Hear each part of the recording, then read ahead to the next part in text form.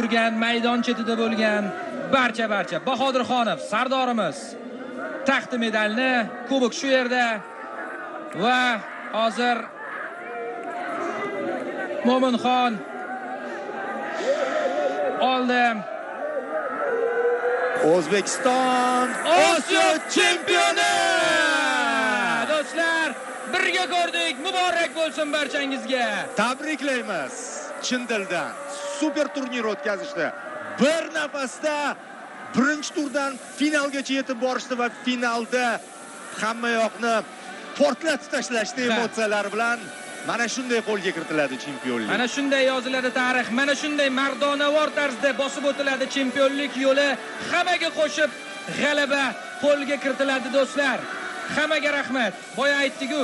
Endi hissiyotdamiz, hissiyot ustidamiz. Balki nimanidir esdan chiqargandirmiz, lekin eng asosiysi bu onlarni mana bu murabbiyimiz qahramon. Yulduzli onlar. Ha. Jahon chempionati bizni kutib ol.